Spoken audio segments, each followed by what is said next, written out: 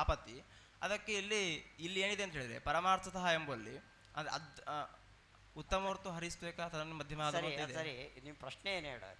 ಪ್ರಶ್ನೆ ಅಲ್ಲಿ ನೀವು ಭೇದವನ್ನು ಸತ್ಯ ಅಂತ ಹೇಳಿದ್ರಿ, ಅದ್ರಿಂದ ನಿಮ್ಗೇನು ತೊಂದರೆ ಏನಾಯ್ತು? ಗಂಟೆ ಅದ್ವೈತಂ ಅಂತಕ್ಕೆ ಅವರ ಪ್ರಕಾರ ಭೇದ ಇಲ್ಲ ಅಂತ, ಅಭೇದ ಅಂತ ಅರ್ಥ. ಏನು ಬೇಕಾದ್ರೆ ಮಾಡ್ಕೊಳ್ಳಿ, ನಮಗೆ ನಾವಿಲ್ಲಿ ಹೇಳಿದ್ದೇವೆ ಭೇದ ನಿತ್ಯ ಅಂತ ಹೇಳಿದ್ದೇವೆ. ಇದರಿಂದ ಅನುಭವತ್ತಿ ಏನಾದರೂ ಅವ್ರದ್ದು ಬಿಟ್ಬಿಡಿ. ಅಂದರೆ ಪರಮಾರ್ಥತಃ ಅಂತ ಹೇಳಿದ್ರಿಂದ ಅಲ್ಲ, ಶ್ರುತಿಯ ವಿರೋಧ ಏನಾದರೂ ಇದೆಯಾ ಭೇದ ಸತ್ಯ ಅನ್ನೋದಕ್ಕೆ? ಶ್ರುತಿಯು ಅದಕ್ಕೆ ಶ್ರುತಿ ಹೇಳ್ತಾ ಅಂದ್ರೆ ಅದ್ವೈತ ಸತ್ಯ ಅಂತ ಶ್ರುತಿ ಹೇಳ್ತಾ ಇದೆ.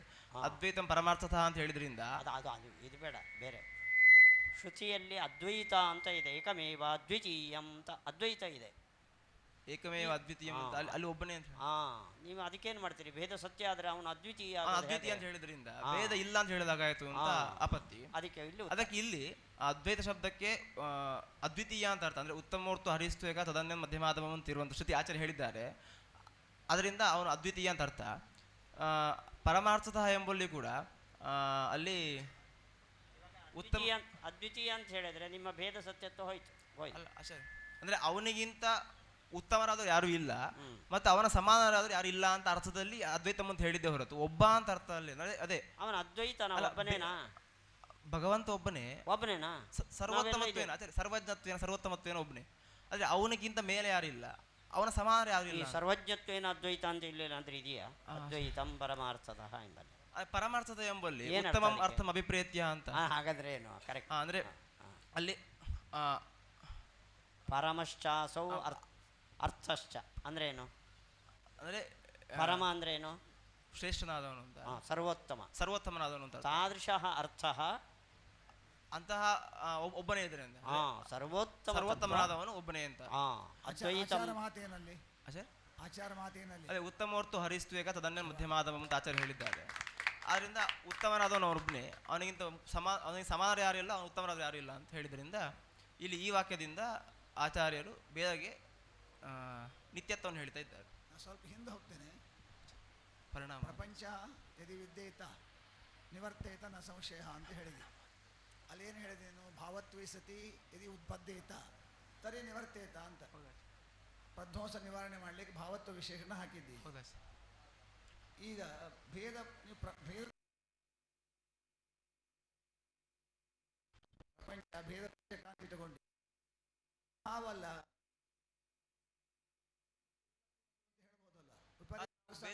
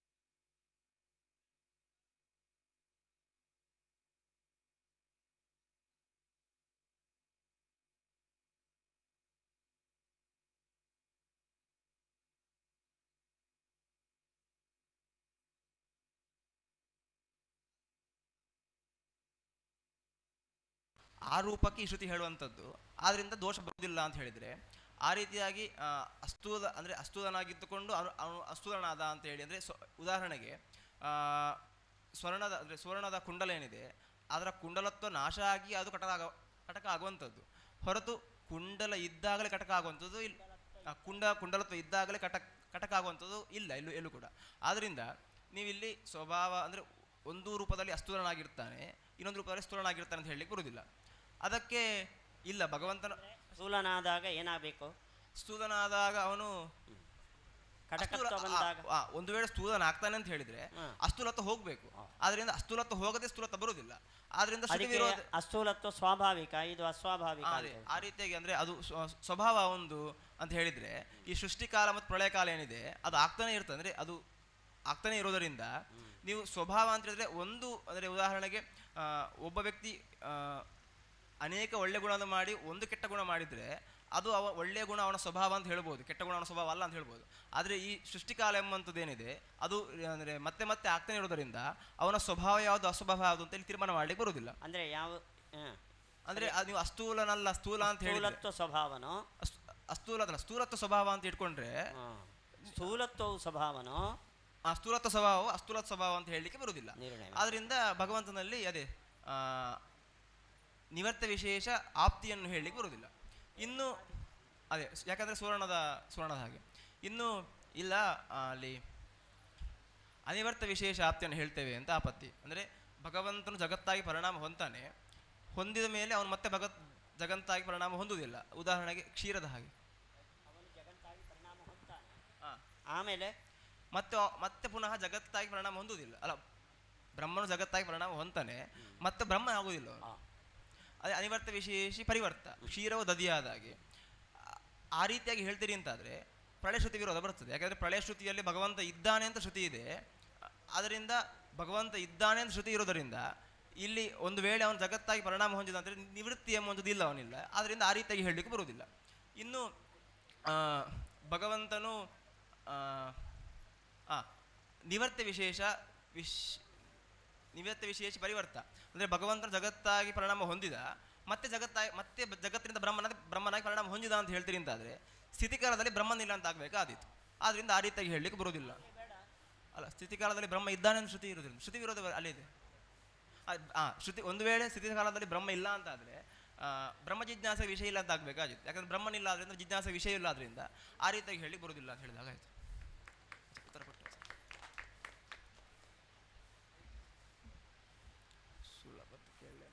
ಪ್ರತಿಜ್ಞಾ ದೃಷ್ಟಾಂತ ಅನುಪರೋಧಾತ್ ಅಂತೇಳಿ ಒಂದು ಹೇಳಿ ಬಾಯಲ್ಲಿ ಹೇಳಿ ಯಥಾ ಸೌಮ್ಯ ಅಲ್ಲಿ ಒಂದೊಂದು ಉದಾಹರಣೆಯನ್ನು ಕೊಟ್ಟರು. ಒಂದು ಪ್ರತಿಜ್ಞಾ ವಾಕ್ಯ ಮತ್ತು ಉದಾಹರಣಾ ವಾಕ್ಯ, ಅದರ ಉದಾಹರಣೆಯನ್ನು ಕೊಟ್ಟರು. ಹಾಗೆ ಇನ್ನು ಅನೇಕ ಕಾರಣಗಳ ಸಂಗ್ರಹ ಮಾಡ್ತಾ ಹೋಗ್ತಾರಲ್ಲ, ಉಪಾದಾನ ಅಂತ ತಿಳಿಲಿಕ್ಕೆ ಬೇಕಾಗಿ ಅನೇಕ ಕಾರಣಗಳು ಅಂತ ಪಟ್ಟಿ ಮಾಡ್ತಾ ಹೋಗ್ತಾರೆ. ಅದನ್ನು ಸ್ವಲ್ಪ ವಿವರಣೆ ಮಾಡ್ತೀಯಾ? ಇಲ್ಲಿ ಪ್ರಕೃತಿಸ್ಥ ಪ್ರತಿಜ್ಞಾ ಓಂ ಪ್ರಕೃತಿಸ್ಥ ಪ್ರತಿಜ್ಞಾ ದೃಷ್ಟಾಂತ ಅನುಪರೋಧಾತ್ ಓಂ ಸೂತ್ರ ಇರುವಂಥದ್ದು. ಅವರು ಪ್ರಕೃತಿ ಅಂತ ಹೇಳಿ ಉಪಾದಾನ ಅಂತ ಅರ್ಥ ಮಾಡ್ತಾರೆ. ಒಂದು ವೇಳೆ ನೀವು ಜಗತ್ತಿಗೆ ಬ್ರಹ್ಮನ ಉಪಾದಾನ ಕಾರಣ ಅಲ್ಲ ಅಂತ ಹೇಳ್ತೀರಿ ಅಂತಾದರೆ ಪ್ರತಿಜ್ಞಾ ವಾಕ್ಯ ದೃಷ್ಟಾಂತ ವಾಕ್ಯ ವಿರೋಧ ಬರ್ತದೆ ಅಂತ ಅವರ ಆಪತ್ತಿ.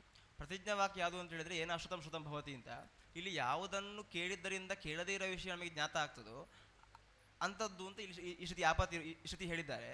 ಆದ್ದರಿಂದ ಬ್ರಹ್ಮನು ಇಲ್ಲಿ ಯಾವುದು ಅಂತ ಹೇಳಿದರೆ ಉಪಾದಾನ ಯಾವುದಾಗಿರ್ತದೋ ಅಂಥ ವಿಷಯವನ್ನು ತಿಳಿದಾಗ ಮಾತ್ರ ನಮಗೆ ತಿಳಿದೇ ಇರೋ ವಿಷಯ ಅಂತದ್ದು ತಿಳಿಯುವಂಥದ್ದು. ಆದ್ದರಿಂದ ಬ್ರಹ್ಮಣ ಜಗತ್ತಿಗೆ ಉಪಾದಾನ ಕಾರಣ ಅಂತ ಆಪತ್ತಿ. ಇನ್ನು ದೃಷ್ಟಾಂತ ವಾಕ್ಯ ಯಥಾ ಸೌಮ್ಯಕ್ಕೆ ಮೃತ್ಪಿಂಡೇನ ಸರ್ವಮೃಣ್ಮಯಂ ಜ್ಞಾತಂ ಅಂತೇಳಿ ಇಲ್ಲಿ ಈ ರೀತಿಯಾಗಿ ಹೇಳಿದ್ರಿಂದ ಒಂದು ಮಣ್ಣಿನ ವಿಕಾರವನ್ನು ತಿಳಿದಾಗ ಅದರ ಜೊತೆಗೆ ಉಳಿದ ಎಲ್ಲ ಮಣ್ಣಿನ ವಿಕಾರದ ಜ್ಞಾನ ಬರ್ತದೆ. ಇದು ಕೂಡ ಉಪಾದಾನ ಆಗಿದ್ದಾಗ ಮಾತ್ರ ತಿಳಿಯುವಂಥದ್ದೇ ಹೊರತು ನಿಮಿತ್ತ ಆದ ತಿಳಿಯುವುದಿಲ್ಲ. ಆದ್ದರಿಂದ ಬ್ರಹ್ಮನು ಜಗತ್ತಿಗೆ ಉಪಾದಾನ ಕಾರಣನೇ ಆದ ಅಂತ ಅವ್ರು ಹೇಳ್ತಿದ್ದಾರೆ. ಒಂದು ವೇಳೆ ನೀವು ಉಪಾದಾನ ಕಾರಣ ಒಪ್ಪುವುದಿಲ್ಲ ಅಂತಾದರೆ ಈ ಪ್ರತಿಜ್ಞಾ ವಾಕ್ಯ ದೃಷ್ಟಾಂತ ವಾಕ್ಯ ವಿರೋಧ ಬರ್ತದೆ ಅಂತ ಹೇಳಿದಾಗ ಆಯಿತು. ಇನ್ನು ಶ್ರುತಿಯು ಹೇಳ್ತಾರೆ, ಅದು ಇದು ತನಿಕರ್ತು ಪ್ರಕೃತಿ ಅಂತ ಸೂತ್ರ ಇದೆ. ಅದು ಆ ಸೂತ್ರವನ್ನು ಯಾವ ಯಥೋ ಇಮಾನಿ ಭೂತಾನಿ ಜಾಯಂತೆ ಅಂತ ಇರುವಂಥದ್ದು. ಅಲ್ಲಿ ಯತಃ ಅಂತೇಳಿ ಪಂಚಮಿ ಭಕ್ತಿ ಇದೆ. ಅಲ್ಲಿ ಅವರು ಪಂಚಮಿ ಭಕ್ತಿಗೆ ಅಪಾದಾನತೆ ಉಪಾದಾನತ್ವ ಬರ್ತದೆ. ಆದ್ದರಿಂದ ಉಪಾದಾನ ಕಾರಣ ಬ್ರಹ್ಮ ಆದ. ಇದಕ್ಕೆ ಈ ಸೂತ್ರವು ಕೂಡ ಇಲ್ಲಿ ನಮಗೆ ಪೂರಕವಾಗಿದೆ. ಅದು ಕೂಡ ಉಪಾದಾನ ಸಂಜ್ಞೆಯನ್ನು ಹೇಳ್ತಾ ಇರೋದ್ರಿಂದ ಬ್ರಹ್ಮಣ ಜಗತ್ತಿಗೆ ಉಪಾದಾನ ಕಾರಣ ಆದ ಅಂತ ಅವರು ಆಪಾತಿ ಮಾಡ್ತಾ ಇದ್ದಾರೆ. ಅಲ್ಲ ಸರಿ, ಯಥೋಬ ಅಂತ ಸೂತ್ರ ಇದೆ, ಪಂಚಮಿ ಬರಬಹುದು. ಆ ಸೂತ್ರದಿಂದಲೇ ಯಾಕೆ ಹೇಳಬೇಕು ನಾವು?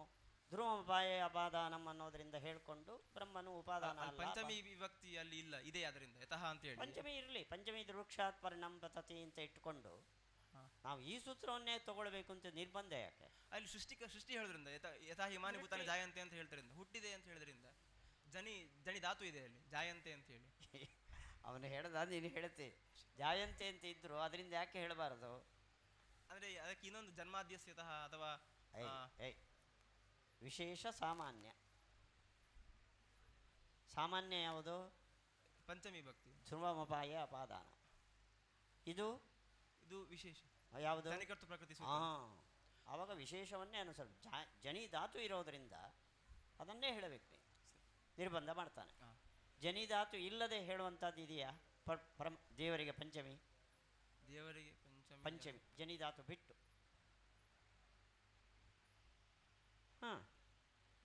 ಜನ್ಮಾದ್ಯಸ್ಯತಃ ಎಂಬಲ್ಲಿ ಪಂಚಮಿ ಬೇಕಾ? ಪಂಚಮಿ ಇರುವಂತೆ ಆತ್ಮನಃ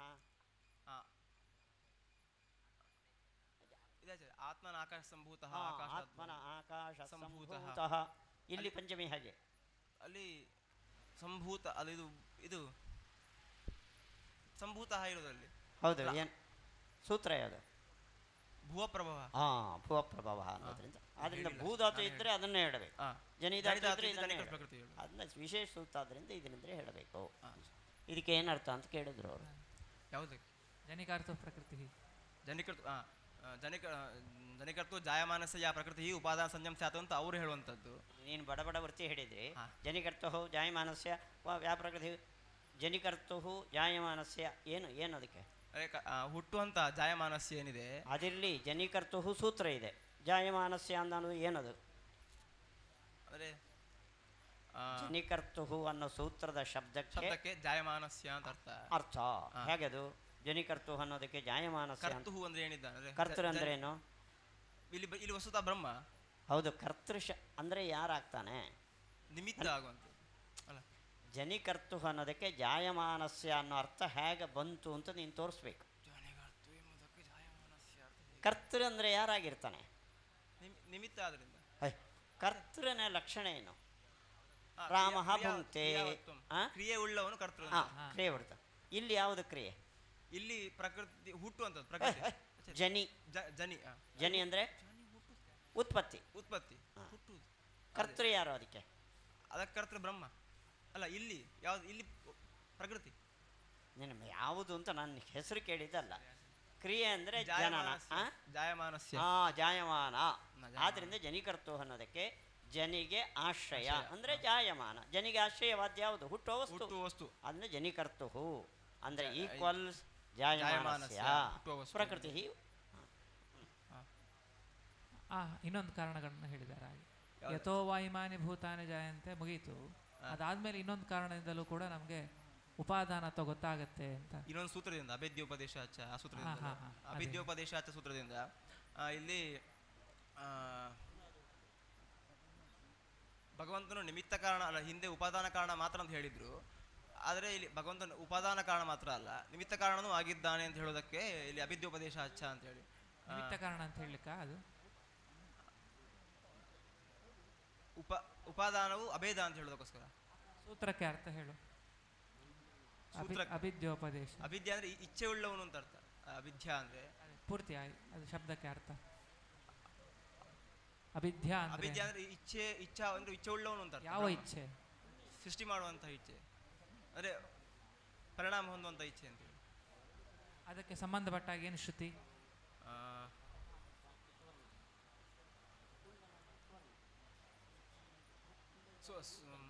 ಸ್ವಕಾಮಯತ ಬಹುಸ್ಯಾಂ ಪ್ರಜಾಯ ಅಂತೇಳಿ, ಅಂದ್ರೆ ಅವನು ಇಚ್ಛೆ ಪಟ್ಟ ಸ್ವಕಾಮಯತ ಬಹುಸ್ಯಾಂ ಪ್ರಜಾಯ, ಜಗತ್ ಸೃಷ್ಟಿ ಮಾಡೋದಕ್ಕೋಸ್ಕರ ಇಚ್ಛೆ ಪಟ್ಟ ಅಂತ ಹೇಳೋದರಿಂದ ಹಿಂದೆ ಉಪಾದಾನ ಕಾರಣವನ್ನು ಹೇಳಿದ್ರು. ಉಪಾದಾನ ಕಾರಣ ಮಾತ್ರ ನಿಮಿತ್ತ ಕಾರಣನಾಗಿದ್ದಾನೆ. ಆ ನಿಮಿತ್ತ ಉಪಾದಾನಕ್ಕೂ ಅಭೇದ ಇದೆ ಅಂತ ಹೇಳ್ತಾ ಇದ್ದಾರೆ ಇಲ್ಲಿ.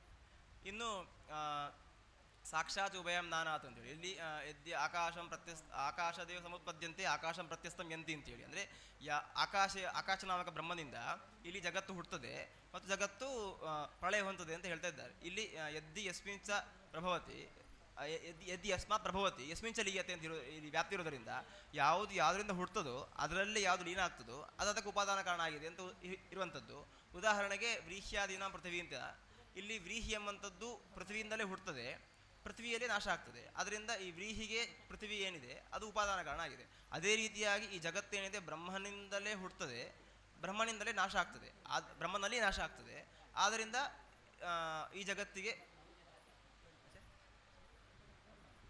ವ್ರೀಹಿ ತಸ್ಮಿ ಲೀಯತೆ ಲೀಯತೆ ಅಂದರೆ ಪ್ರಳಯ ನಾಶ ಆಗ್ತದೆ ಅಂತ.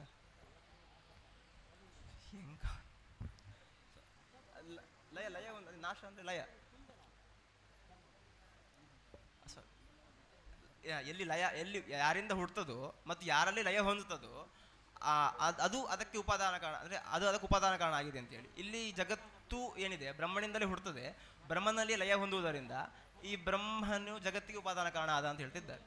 ಇನ್ನು ತದಾತ್ಮಾನಂ ಸ್ವಯಂಕೃತ ಅಂದರೆ ಆತ್ಮಕೃತೆ ಪರಿಣಾಮ ಆದ ಸೂತ್ರ, ಇಲ್ಲಿ ತದಾತ್ಮಾನಂ ಸ್ವಯಂಕೃತ ಅಂತೇಳಿ ಅಂದರೆ ಅವನು ಜಗತ್ತಾಗಿ ಪರಿಣಾಮ ಹೊಂದಿದ ಅಂತೇಳಿ ಈ ಶ್ರುತಿ ಹೇಳ್ತಾ ಇರೋದರಿಂದ ಜಗತ್ತಿಗೆ ಬ್ರಹ್ಮನ ಉಪಾದಾನ ಕಾರಣ ಹೇಳಿದಾಗ ಆಯಿತು. ಇಲ್ಲಿ ಪ್ರಶ್ನೆ ಬರ್ತದೆ, ಅವನು ಆತ್ಮ ಅಂದರೆ ಅವನು ಮೊದಲೇ ಇದ್ದವನು ಮತ್ತೆ ಇಲ್ಲಿ ಜಗತ್ತಾಗಿ ಪರಿಣಾಮ ಹೊಂದು ಮತ್ತೆ ಉತ್ಪತ್ತಿ ನೀವು ಹೇಗೆ ಹೇಳ್ತೀರಿ ಅಂತ ಆಪತ್ತಿ. ಅದಕ್ಕೆ ಅವನು ಬ್ರಹ್ಮನಾಗಿ ಇದ್ದ ಜಗತ್ತಾಗಿ ಪರಿಣಾಮ ಹೊಂದಿದ ಎಂಬ ವಿಶೇಷಾರ್ಥದಲ್ಲಿ ಇಲ್ಲಿ ಆತ್ಮಕೃತಿ ಅಂದರೆ ತದಾತ್ಮಾನಂ ಸ್ವಯಂಕೃತ ಅಂತ ಶ್ರುತಿ ಹೇಳುವಂಥದ್ದು. ಅದಕ್ಕೆ ಅವರು ಇದೊಂದು ಅರ್ಥ. ಇನ್ನೊಂದು ಪರಿಣಾಮ ಆದ ಸೂತ್ರ ಬೇರೆ ಮಾಡ್ತಾರೆ, ಅಂದರೆ ಅದು ಆ ಸೂತ್ರವನ್ನು ಬೇರೆ ಮಾಡ್ತಾರೆ. ಆ ರೀತಿಯಾಗಿ ಮಾಡಿದ್ರಿಂದ ಇಲ್ಲಿ ಸತ್ಯತ್ಯಚ್ಚ ಭವತು ಅಂತಿದೆ, ಅಂದರೆ ಭಗವಂತನು ಮೂರ್ತಾಮೂರ್ತ ಜಗತ್ತಾಗಿ ಪರಿಣಾಮ ಹೊಂದಿದ ಅಂತೇಳಿ ಸಮಾನಾಧಿಕರಣ ಇರೋದರಿಂದ. ಆವಾಗ ಆತ್ಮಕೃತೆ ಅನ್ನೋದಕ್ಕೆ ಅರ್ಥ ಏನು? ಪರಿಣಾಮಾತ್ ಬೇರೆ, ಆತ್ಮಕೃತೇ ಪರಿಣಾಮಾತ್ ಅಂದರೆ ತನ್ನ ಪ್ರಯತ್ನದಿಂದ ಪರಿಣಾಮ ಆದ. ನೀವು ಆತ್ಮಕೃತೆ ಬೇರೆ ಮಾಡಿದರೆ ಅದಕ್ಕೆ ಅರ್ಥ ಏನು? ಜಗತ್ತು ಅದೇ ಹಿಂದೆ ಉಪಾದಾನ ಹಿಂದೆ ನಾವು ಹೇಳಿದ್ರಲ್ಲ, ಅವ್ನು ಜಗತ್ತಾಗಿ ಪರಿಣಾಮ ಹೊಂದಿದ ಅಂತೇಳಿ ಅರ್ಥ. ಆತ್ಮನಃ ಜಗದಾತ್ಮನ ಕೃತೆ ಪರಿಣಾಮ ಅನ್ನೋದಕ್ಕೆ ಅರ್ಥ ಏನು? ಅವಾಗ ಪರಿಣಾಮ ಹೊಂದಿದ ಅಂದ್ರೆ ಸಮಾಧಾದಿ ಇದು ಸತ್ಯತಚ್ಚ ಶ್ರುತಿ ಇದೆ, ಅಲ್ಲಿ ಸಮಾನ ವಿಭಕ್ತಿ ಇರೋದರಿಂದ ಸದಾಧ್ಯಾತ್ಮನ ಪರಿಣಾಮ. ಸತ್ ಅಂದ್ರೆ ಮೂರ್ತಾಮೂರ್ತ ಜಗತ್ತಾಗಿ ಪರಿಣಾಮ ಹೊಂದಿದ ಅಂತೇಳಿ. ಮೂರ್ತಾಮೂರ್ತ ಅಂದ್ರೆ ಏನು? ಪಂಚಭೂತ ಮೂರ್ತ ಅಂದ್ರೆ ಯಾವ್ದು? ಅಮೂರ್ತ ಅಂದ್ರೆ ಯಾವ್ದು? ಮೊದಲನೇದು ಮೂರು ಮೂರ್ತ, ಮೊದಲನೇದು ಮೂರು ನಾಲ್ಕು ಪೃಥ್ವಿ ಅಪ ತೇಜು ವಾಯು ಮೂರ್ತ, ಆಕಾಶ ಅಮೂರ್ತ. ಒಂದೇನಾ? ಪಾಪ ಅದೊಂದೇ ಇಟ್ಬಿಡಿ ಅಲ್ಲ. ವಾಯುರಂತರಿಕ್ಷಂಚ ಅಸತ್, ಅಸತ್ ಅಂದ್ರೆ ಅಮೂರ್ತ. ಮೊದಲನೇದು ಮೂರು ಮೂರ್ತ, ಕೊನೆಯದು ಎರಡು ಅಮೂರ್ತ. ಕಣ್ಣಿಗೆ ಕಾಣಲ್ಲ ಅವು, ಇವು ಮೂರು ಕಣ್ಣಿಗೆ ಕಾಣ್ತವೆ ಹೇಳಿದ್ದೇನೆ. ಹೀಗೆ ಇನ್ನು ಕೊನೆಯದು ಯೋನಿಶ್ಚಯ ಗೀಯತೆ ಅಂತೇಳಿ, ಅಲ್ಲಿಯೂ ಕೂಡ ಅದ್ಭುತ ಯೋನಿಂ ಪರಿಪಶ್ಯಂಚ ಅಂತ ಹೇಳಿದ್ದರಿಂದ ಯೋನಿ ಶಬ್ದಕ್ಕೆ ಅಲ್ಲಿ ಉಪಾದಾನ ಅಂತ ಅರ್ಥ ಇರೋದರಿಂದ ಪ್ರಸಿದ್ಧವಾಗಿ ಭಗವಂತನ ಜಗತ್ತಿಗೆ ಉಪಾದಾನ ಕಾರಣ ಅಂತೇಳಿ ಅವರು ಪೂರ್ವಪಕ್ಷ ಮಾಡಿದರೆ, ಅದಕ್ಕೆ ಆಚಾರ್ಯ ಹೇಳ್ತಿದ್ದಾರೆ ಈ ರೀತಿಯಾಗಿ ನೀವು ಬ್ರಹ್ಮನನ್ನು ಜಗತ್ತಿಗೆ ಉಪಾದಾನ ಕಾರಣ ಅಂತ ಹೇಳಿಕ್ಕೆ ಬರುವುದಿಲ್ಲ, ಅಂದರೆ ನೇವ ಸಸ್ಯಧಾರೆ ಕ್ವಚಿತ್ ಅಂತ ಹೇಳ್ತಿದ್ದಾರೆ ಆಚಾರ್ಯರು. ಆದ್ದರಿಂದ ಇಲ್ಲಿ ಅಂದರೆ ನೀವು ಸೂತ್ರಗಳಿಗೆ ಯಾವುದೇ ರೀತಿಯಾದಂತಹ ಶ್ರುತಿ ಪ್ರಮಾಣಗಳ ಮತ್ತು ಯುಕ್ತಿಗಳ ವಿರೋಧ ಇಲ್ಲದೆ ಅರ್ಥ ಮಾಡುವಂಥದ್ದು ಸೂಕ್ತ. ಆದರೆ ನೀವು ಇಲ್ಲಿ ಏನು ಅರ್ಥ ಮಾಡ್ತಾ ಇದ್ದೀರಿ, ಆ ಅರ್ಥ ಏನಿದೆ ಅದು ಶ್ರುತಿ ಪ್ರಮಾಣಗಳ ವಿರುದ್ಧವಾಗಿದೆ, ಶ್ರುತಿಗೂ ವಿರುದ್ಧ ಯುಕ್ತಿಗೂ ವಿರುದ್ಧ. ಆದ್ದರಿಂದ ನೀವು ಈ ರೀತಿಯಾಗಿ ಅರ್ಥ ಮಾಡ್ಲಿಕ್ಕೆ ಅಂದರೆ ಈ ಅಧಿಕರಣಕ್ಕೆ ಬ್ರಹ್ಮನು ಜಗತ್ತಿಗೆ ಉಪಾದಾನ ಕಾರಣ ಅಂತ ಅರ್ಥ ಹೇಳಲಿಕ್ಕೆ ಬರುವುದಿಲ್ಲ. ಆದ್ದರಿಂದ ನೀವು ಈ ರೀತಿಯಾಗಿ ಅರ್ಥ ಮಾಡೋದು ಕೊಡುವುದಿಲ್ಲ ಅಂತ ಆಪತ್ತಿ. ಅದಕ್ಕೆ ಶ್ರುತಿ ಪ್ರಮಾಣ ಯಾವುದು ಅಂತ ಹೇಳಿದರೆ ಆಚಾರ್ಯ ಹೇಳ್ತಿದ್ದಾರೆ, ಅವಿಕಾರ ಸದಾ ಶುದ್ಧೋ ನಿತ್ಯಾತ್ಮ ಸದಾ ಹರಿ ಸದೇಕರೂಪ ವಿಜ್ಞಾನ ಬಲ ಆನಂದ ರೂಪಕಃ ನಿರ್ವಿಕಾರಮಕ್ಷರ ಶ್ರದ್ಧೋ ನಿರಾತಂಕೋ ಅಜರೋಮರಃ ಅವಿಶ್ವವಿಶ್ವಕರ್ತೋಜ ಯಃಪರಸ್ವಭಿಧೀಯತೆ ನಿರ್ವಿಕಾರ ಮನೋಪಮ್ಯಂ ಸದೇಕರ ಸಮಕ್ಷಯಂ ಬ್ರಹ್ಮೇತಿ ಪರಮಾತ್ಮೇತಿ ಎಂವಿದುರ್ ವೈದಿಕಾ ಜನಾ ಇತಿ ಶ್ರುತಿ ಪುರಾಣೋಕ್ತಿಯ ಅವಿಕಾರಿ ಜನಾರ್ದನಃ ಅಂತ. ದ್ವಿರೂಪಂ ಬ್ರಹ್ಮ ಅಂತ ಹೇಳ್ತಾರಲ್ಲ, ಇಲ್ಲಿ ಇವ್ರದ್ದು ಪರಿಣಾಮವಾದ, ಅವರದ್ದು ಮಾಯಾವಾದಿಗಳದು ಭಾಸ್ಕರರವಾದ ಪರಿಣಾಮವಾದ, ಬ್ರಹ್ಮನೇ ಜಗತ್ತಾದ ಮಣ್ಣು ಮಡಿ ಅವರೇನು ಹೇಳ್ತಾರೆ? ಅವ್ರು ನಮಗೆ ಭ್ರಾಂತಿ ಅಂತ ತೋರುವಂಥದ್ದು ಹೇಳ್ತಾರೆ. ಅವರದ್ದು ಬ್ರಹ್ಮನ ಉಪಾದಾನ ಹೌದಲ್ಲೋ?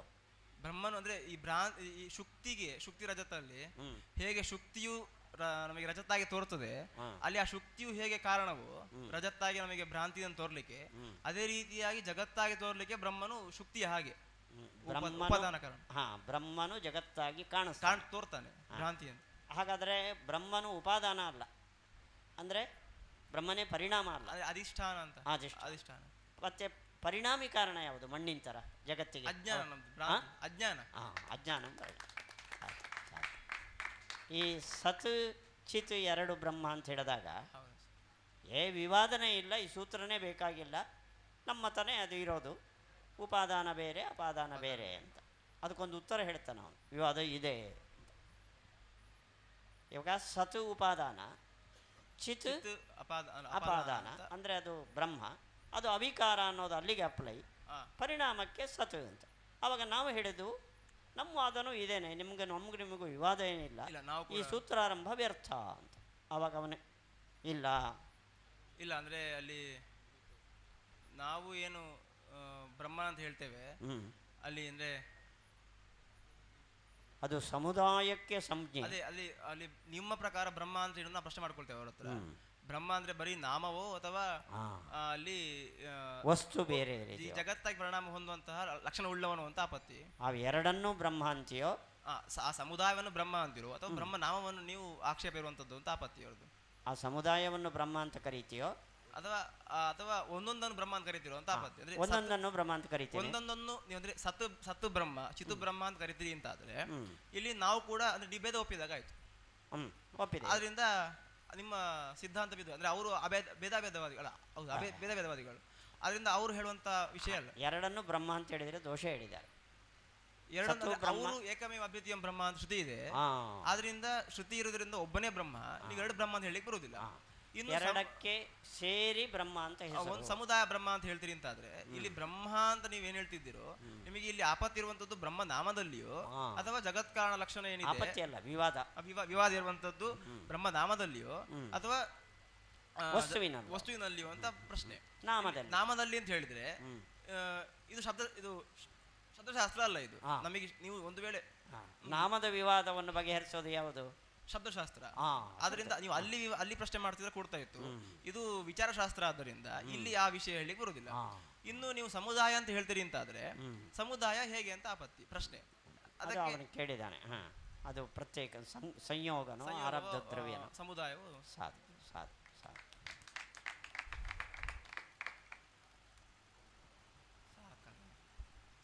ರಾಮಾನುಜಾಚಾರ್ಯರು ಯಾವ ಶ್ರುತಿಯನ್ನ ಉಲ್ಲೇಖಿಸಿ ಯೋ ಅವ್ಯಕ್ತಿಯ ತಿಷ್ಠನ್ ಯಸ್ಯ ಅವ್ಯಕ್ತಂ ಶರೀರಂ ಅಂತ ಹೇಳಿ ಹೇಳ ಯೋ ಅವ್ಯಕ್ತಿಯ ತಿಷ್ಠನ್ ಯಸ್ಯ ಅವ್ಯಕ್ತಂ ಶರೀರಂ ಅಂತ. ಯಾರು ಅವ್ಯಕ್ತ ಅಂದ್ರೆ ಪ್ರಕೃತಿಯಲ್ಲಿ ಇದ್ದು ಸೃಷ್ಟಿ ಮಾಡ್ತಾನೆ, ಅವನ ಶರೀರ ಅವ್ಯಕ್ತವಾಗಿದೆಯೋ ಅಂತವನು ಬ್ರಹ್ಮ ಅಂತ. ಅವ್ಯಕ್ತ ಆಗಿದೆ, ಅವ್ಯಕ್ತ ತತ್ವವು ಅವನ ಶರೀರವು ಜಗತ್ತು ಸೃಷ್ಟಿ ಮಾಡ್ತಾನೆ. ಇದರಿಂದ ಉಪಾದಾನತ್ವ ಸಿದ್ಧ ಆಯ್ತಾ ಬ್ರಹ್ಮನಿಗೆ? ಅಂದ್ರೆ ಅವನು ಅದರ ಒಳಗಡೆ ಇದ್ದಾನೆ, ಅಂದ್ರೆ ಪ್ರಕೃತಿ ಎಂಬ ಶರೀರವನ್ನು ಅದರೊಳಗೆ ಇದ್ದುಕೊಂಡು ಅದರಿಂದ ಸೃಷ್ಟಿ ಮಾಡ್ತಾನೆ ಅಂತ ಹೇಳಿದಾಗ ಆಯ್ತು. ಅಲ್ಲಿಗೆ ವಿಕಾರ ಯಾವುದು ಹೊಂತದೆ? ವಿಕಾರ ಶರೀರ, ಒಂದು ಬ್ರಹ್ಮನ ಶರೀರ. ಮತ್ತೆ ಬ್ರಹ್ಮನಿಗೆ ವಿಕಾರತ್ವ ಉಪಾದಾನತ್ವ ಹೇಳಿದ್ರೆ ಅದರ ರೂಪತೆಯ ಶರೀರವು ವಿಕಾರ ಹೊಂದದೆ, ಆದ್ದರಿಂದ ಬ್ರಹ್ಮನ ವಿಕಾರ ಹೊಂತಾನೆ ಅಂತ ಅವರ. ಹಾಗಾದ್ರೆ ಬ್ರಹ್ಮನಿಗೆ ಉಪಾದಾನತ್ವ ನಾಮ ಕಿಂ? ಅವರ ಪ್ರಕಾರ ಅವನ ಪರಿಣಾಮ ಹೊಂದಲ್ಲ, ಅವನ ಶರೀರ ಪರಿಣಾಮ. ಅಧಿಷ್ಠಾತೃತೆಯ ಪೂರ ಹೇಳಬೇಕು. ಅವ್ರ ವಿಕಾರಿ ವಸ್ತು ಅಧಿಷ್ಠಾತೃ ಅಂತ, ವಿಕಾರಿ ವಸ್ತು ಅಧಿಷ್ಠಾತೃ ಅಂತ ಅವರ ಆಪತ್ತಿ. ಅಧಿಷ್ಠಾತೃತ್ವ ಎಂಬಂತದ್ದು ಉಪಾದಾನತ್ವ. ಅದು ಲೋಕ ವ್ಯವಹಾರದಲ್ಲಿ ಎಲ್ಲೂ ಕೂಡ ಇಲ್ಲ.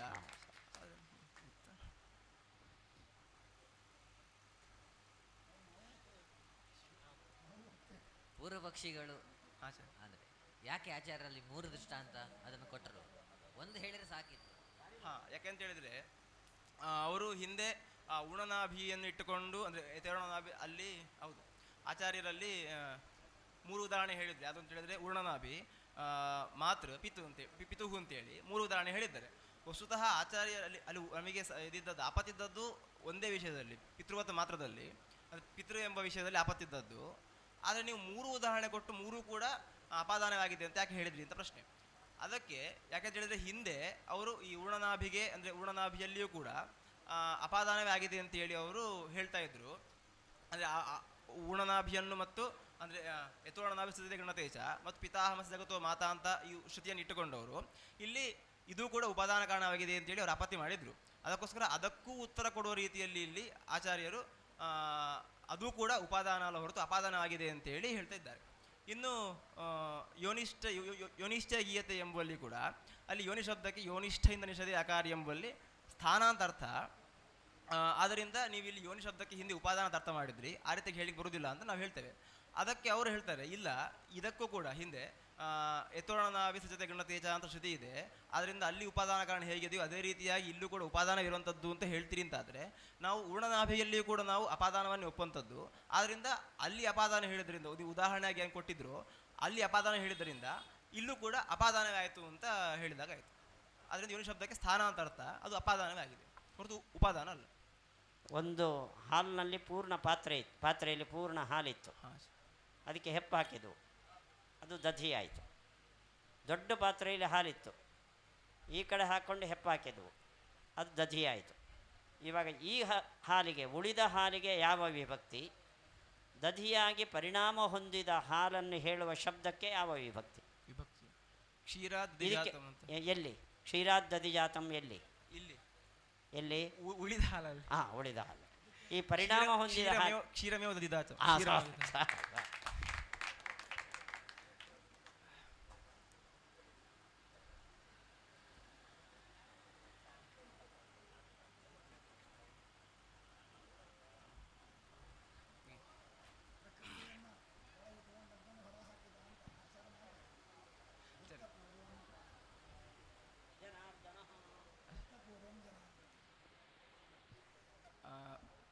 ಮುಗೀತಿರಿ ಹಾಗೆ ಹಾಗೆ.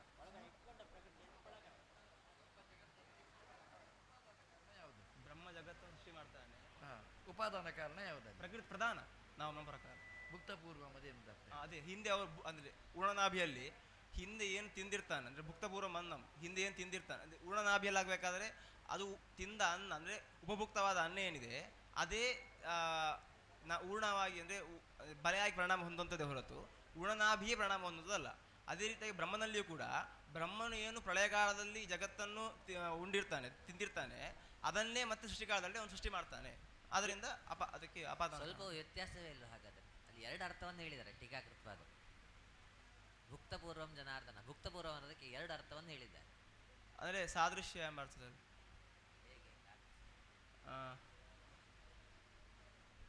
ಯಾವುದಕ್ಕೆ ಯಾವುದರ ಸಾದೃಶ್ಯ? ಕಿಂಚಿತ್ತು ವ್ಯತ್ಯಾಸ ಇಲ್ವಾ? ಧಾತ ಯಥಾ ಪೂರ್ವಮ ಕಲ್ಪಯತ್, ಹಾಗೇ ಸೃಷ್ಟಿ ಮಾಡ್ತಾನೆ. ಅಂದರೆ ಅವನು ಹಿಂದೆ ಏನು ಹಿಂದಿದ್ದೇ ಬಂತು ಅಂದರೆ ಹೊಸ ಸೃಷ್ಟಿ ಹೇಗಾಯಿತು? ಚಿಂಜಿದಾನೆ ಹೊರಗಾಗ್ತಾನ ಅಂತ. ಹೌದಾ? ಹಾಗೆ ಎಲ್ಲ ಊಟ ಮಾಡಿದ್ದೆ ಹೊರ, ಅದು ಇದ್ರ ಪ್ರೊಸೆಸ್ ಎಲ್ಲ ಮತ್ತೆ ಸೇಮ್ ಬೇರೆ. ಹಿಂದೆ ಅವನೇನು ತಿಂದಿರ್ತಾನೋ ಅದನ್ನ ಮೊದಲಿಂದ ಮತ್ತೆ ಪ್ರಕೃತಿ ಸೃಷ್ಟಿ ಮಾಡ್ತಾನೆ ಬೇರೆ. ಈ ಪ್ರಕೃತಿಯನ್ನು, ಈ ಜಗತ್ತನ್ನು ಜಗತ್ತೆಲ್ಲ ಪ್ರಕೃತಿಯ ರೂಪದಿಂದ ಇರ್ತದೆ, ಅದನ್ನೇ ಮತ್ತೆ ಅವನು ಸೃಷ್ಟಿ ಮಾಡ್ತಾನೆ ಜಗತ್ತಾಗಿ.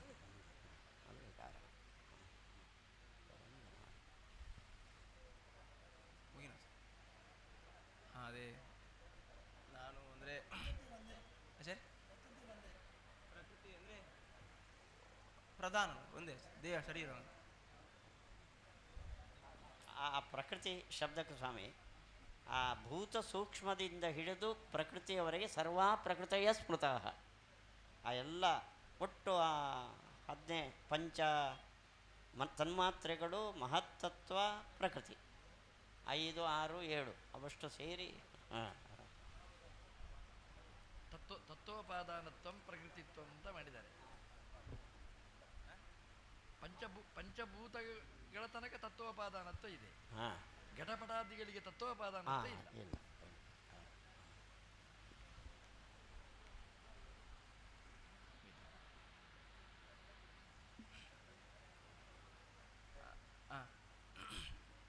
ನಂದು ಹೊರಗಿನ ಅಧ್ಯಯನ ಅಂತ ಹೇಳಿದರೆ ನಂದು ಸೆಕೆಂಡ್ PUC ಅರ್ಧ ಆಗಿದೆ, ಪೂರ್ತಿ ಆಗಲಿಲ್ಲ.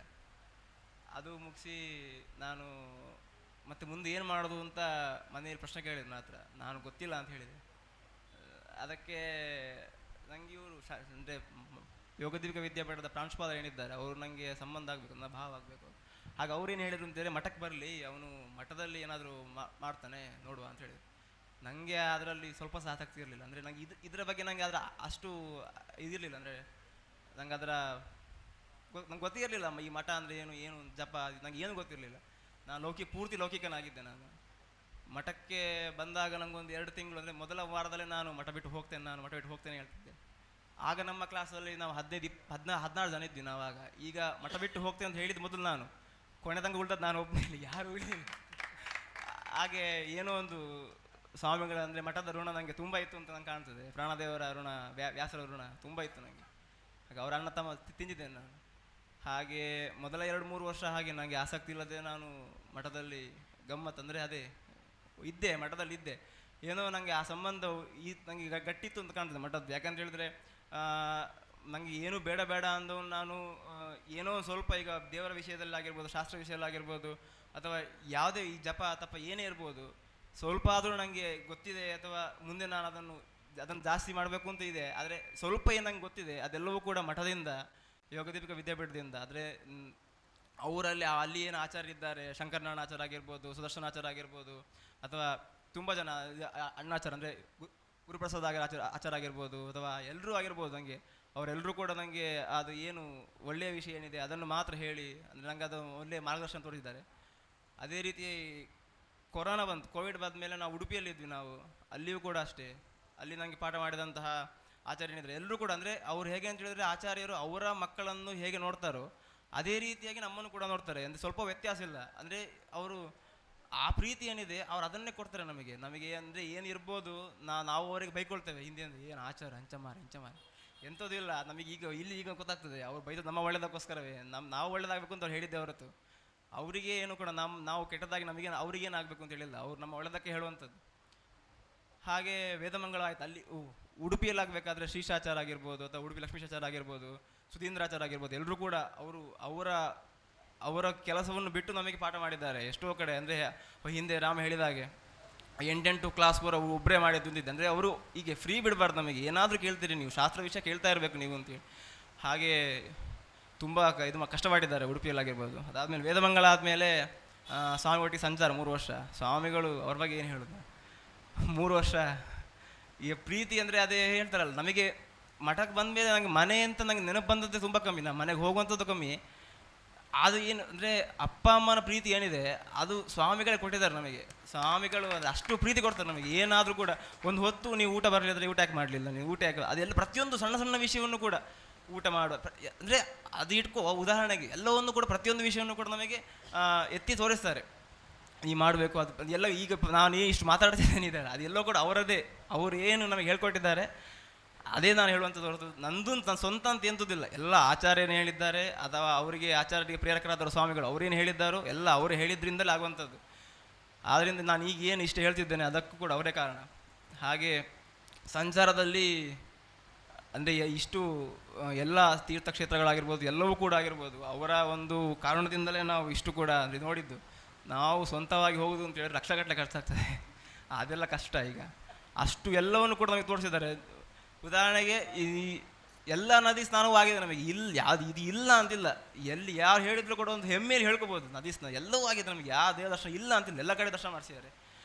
ಹಾಗೆ ಇನ್ನೇನು ಹೇಳೋದು, ಅದು ಅವರು ಯಾಕೆ ನನಗೆ ಅಂದರೆ ನಮಗೆ ಪಾಠ ಹೇಳಿ ಅವ್ರಿಗೆ ಏನು ಸಿಗ್ತದೆ, ಎಂಥದ್ದು ಇಲ್ಲ. ಅಂದರೆ ಏನು ನಾವು ಕೇಳ್ತೇವೆ, ನಾವೇನು ಹೇಳ್ತಿದ್ದೇವೆ ಎಲ್ಲವೂ ಕೂಡ ಅವರಿಂದಲೇ, ನಮ್ಮದು ಅಂತ ಎಂಥದ್ದು ಇಲ್ಲ. ಹಾಗೆ ಈ ಪರೀಕ್ಷೆಗೆ ರೆಡಿ ಮಾಡಲಿಕ್ಕೆ ಕೂಡ ಅಷ್ಟೇ, ಅಜಿತಾಚಾರ್ಯ ಇರ್ಬೋದು, ಅಕ್ಷಯಾಚಾರ್ಯ ಇರ್ಬೋದು, ಹಾಗೆ ಸುದರ್ಶನಾಚಾರ್ಯ ಇರ್ಬೋದು, ಅದೇ ರೀತಿಯಾಗಿ ನರಹರಿ ಆಚಾರ್ಯ ಇರ್ಬೋದು, ಬೆಂಗಳೂರು ವಿದ್ಯಾಪೀಠಕ್ಕೆ ಬಂದಾಗ ಇವರು CA ಪ್ರದ್ಯುಮ್ನಾಚಾರ್ಯ ಆಗಿರ್ಬೋದು, ಹಾಗೆ ಕೊನೆ 2 ದಿನ ನಮಗೆ ಸಿಕ್ಕಿದ್ದ ಹರಿಯಾಚಾರ್ಯ ಅವರು ಕೂಡ ಆಗಿರ್ಬೋದು. ಎಲ್ಲ ಮಾರ್ಗದರ್ಶನ ನಮಗೆ ಚೆಂದ ಕೊಟ್ಟಿದ್ದಾರೆ. ನಾವು ಏನಿಲ್ಲಿ ಹೇಳಿದ್ವು ಅದೆಲ್ಲ ಸರಿಯಲ್ಲಿ ಹೇಳಿದ್ರು ಕೂಡ ಆಚಾರ್ಯನದು ಸ್ವಾಮಿಗಳದ್ದು, ತಪ್ಪು ಹೇಳಿದ್ರು ಕೂಡ ಎಲ್ಲ ನಂದೇ, ತಪ್ಪೆಲ್ಲ ನಂದೆ. ಹಾಗೆ ಆಚೆ ಅದೇ ನಿಮ್ಮ ಕಾರುಣ್ಯ ನೋಡಿ, ಇದೇ ನಿಮ್ಮ ಕಾರುಣ್ಯ ಅಷ್ಟೇ, ನಂದೇ ನಂಗೆ ಗೊತ್ತು.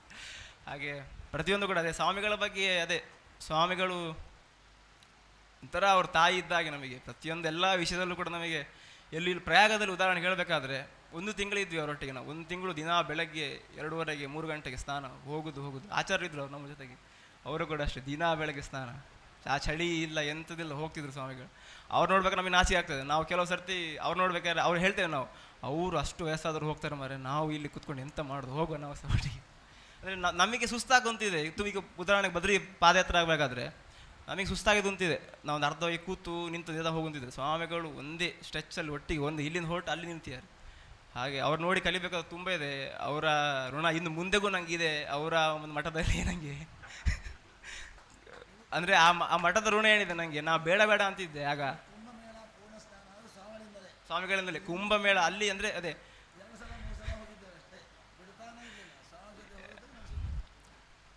ನಾನು ಮಠವೇ ಬೇಡ ಅನ್ನೋನೀಗ ಸ್ವಾಮಿ ಋಣವೇ ನನಗೆ ಮುಗಿತಾ ಇಲ್ಲ. ಅಂದರೆ ನಂಗೆ ಖುಷಿ ನಂಗೆ ಅದರಲ್ಲಿ. ಆದರೆ ಅದೇ ಆ ಋಣವೇ ಮುಗಿತಿಲ್ಲ ನನಗೆ. ಸ್ವಾಮಿಗಳಿಗೆ ಮುಂದೆ ಮತ್ತೆ ಮಂಗಳೂರಲ್ಲಿ ಮಠ ಇದೆ ನಮ್ಮದೇ, ಸ್ವಾಮಿಗಳದ್ದೇ ನಮ್ಮದೇ. ಹಾಗೆ ಆದ್ದರಿಂದ ಅಲ್ಲಿ ನಮಗೆ ಪೂಜೆಗೆ ಹೇಳಿದ್ದಾರೆ ಈಗ ವೃತ್ತಿಯಾಗಿ. ಆದ್ದರಿಂದ ಆ ಋಣ ಎಂಬುದು ನಮಗೆ ಮುಗಿಸೋದು ನನಗೂ ಮುಗಿಲಿಕ್ಕೆ ಇಷ್ಟ ಇಲ್ಲ ಸ್ವಾಮಿ. ಆ ಋಣ ಏನಿದೆ ಹೀಗೆ ಮುಂದುವರಲಿ ಅಂತ ತೀರಿಸೋದು. ಹಾಗೆ ಅವರು ಹೇಳಿದ ಕೆಲಸವನ್ನು ಮಾಡಿದರೆ ಅದು ಋಣ ತೀರಿಸೋದು. ಯಥಾ ಶಕ್ತಿಯಾಗಿ ಯಥಾ ಮತಿಯಾಗಿ ನಾನು ಮಾಡ್ತೇನೆ ಸ್ವಾಮಿ.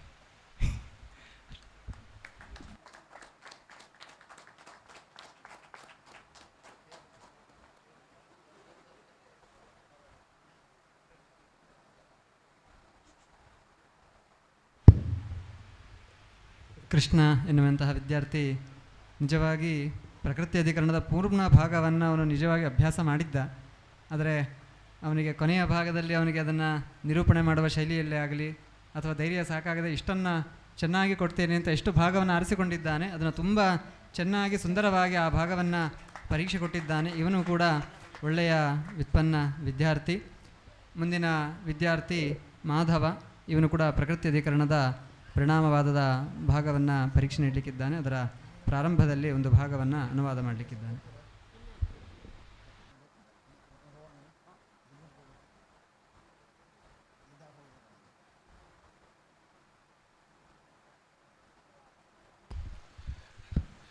ನಾರಾಯಣಂ ನಿಖಿಲಪೂರ್ಣಗುಣೈಕದೇಹಂ ನಿರ್ದೋಷಮಾಪ್ಯತಮಪ್ಯಕ್ಲೇಶವಾಕ್ಯೈಃ अस्योद्भवादितमरेशविशेषतोऽपि वन्द्यं सदा प्रियतमं मम सन्नमामि। भवदेदनुभावादेडमूकोऽपि वाग्मी जडमतिरपि जन्तुर्जायते प्राज्ञमौलिः सकलवचनचेतो देवता भारती सा मम वचसि निधत्तां सन्धिं मानसे च।